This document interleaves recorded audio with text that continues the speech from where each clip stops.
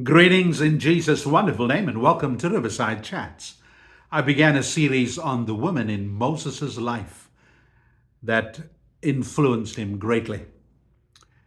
We looked at the midwives, we looked at Jochebed, we looked at Miriam, Moses' sister, and now we look at the Egyptian princess, Moses' godmother. That term godmother suits the Egyptian princess well. Exodus 2:5-6 declares, Then Pharaoh's daughter went down to the Nile to bathe, and her attendants were walking along the river bank. She saw the basket among the reeds and sent her female slave to get it. She opened it and saw the baby. He was crying, and she felt sorry for him. God works in mysterious ways, his wonders to perform. There were many people who influenced Moses.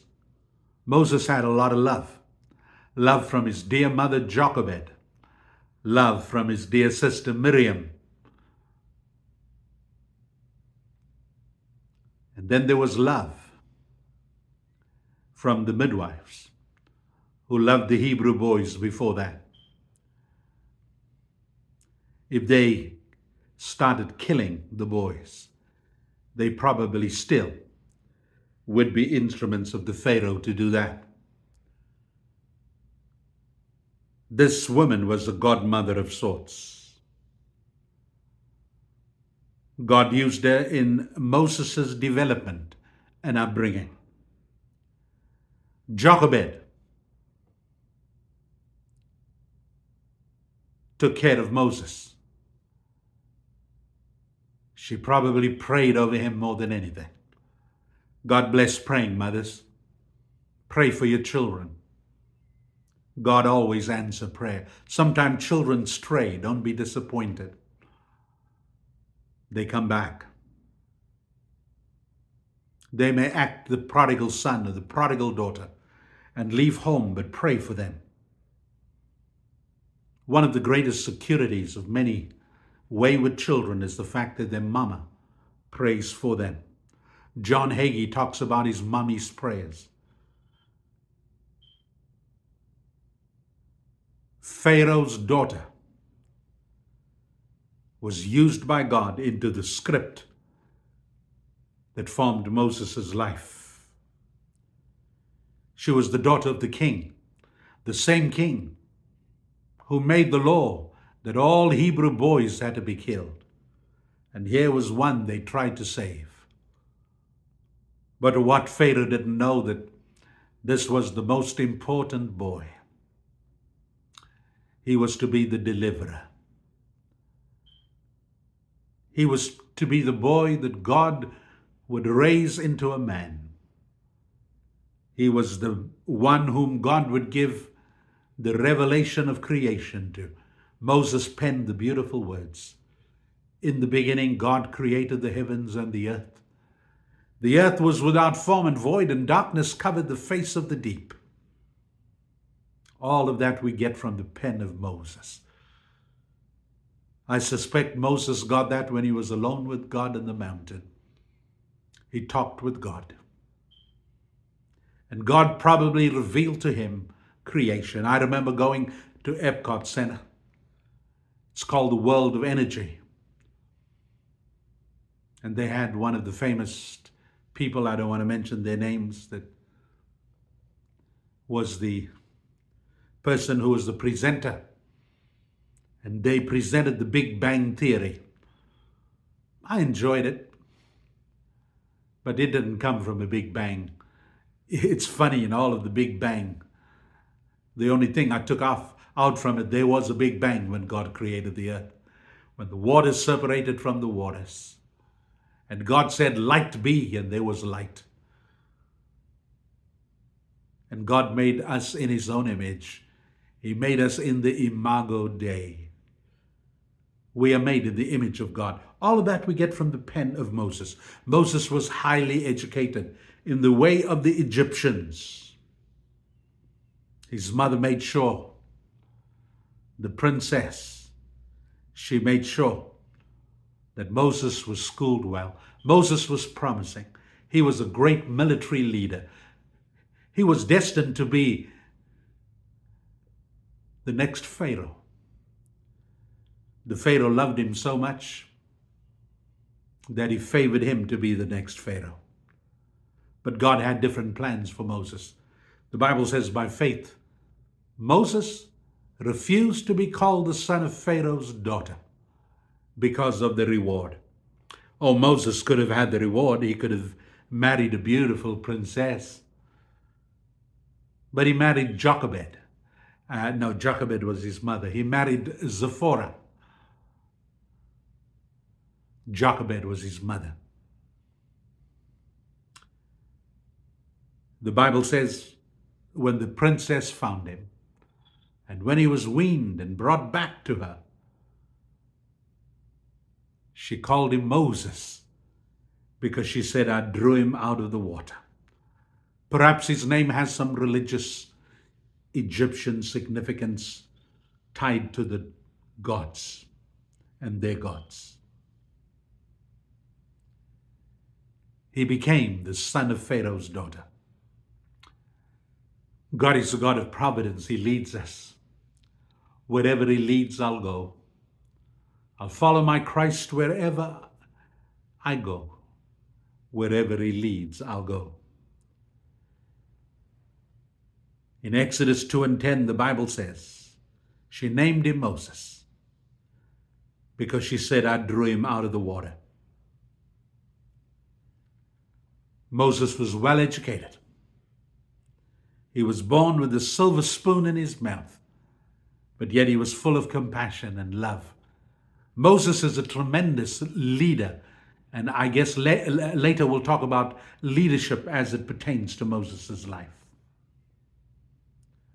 Moses lived for 120 years, although he was taught in the way of the Egyptians for the first 40 years of his life. The last 40 years of his life he spent as a Hebrew prophet. He never forget where he came from. God has a plan for our lives. God is working in all things for good to them that love Him, to them who are the called according to His purpose. The princess was a good woman. She gave Moses what she could. She loved him. She gave him privilege. He was amid pomp and ceremony. She gave him great opportunities. But God has greater plans for Moses. Your ways are not my ways. Your thoughts are not my thoughts. Declares the Lord Sabaoth.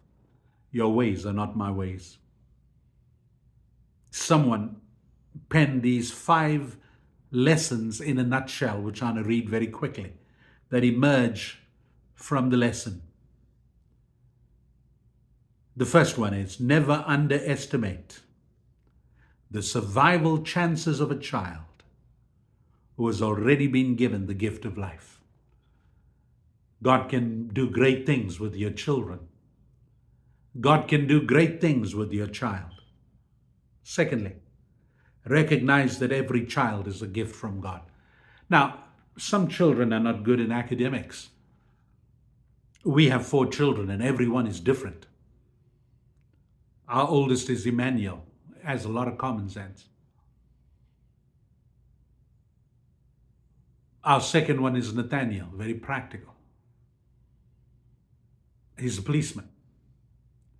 Our third one is David. David has his own strengths. They all have weaknesses. And then there's Abigail, our youngest, our daughter.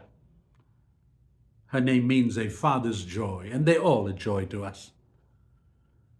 We have a lot of testosterone in our family. We have 3 sons and 3 grandsons, no granddaughters. My wife is in the minority with my daughter, or our daughter. Recognize every child is a gift from God. I love our children equally, every one of them. My wife does that too. She never gave birth to the first 2 children because they came from another mother. Their mom died when they were very young, 5 and 2.5. Cheryl has 2 children that emerged from our second marriage, but she treats all the children equally. She's such a good woman. The next truth that emerges is consider that every word or action you share with a child could have eternal consequences.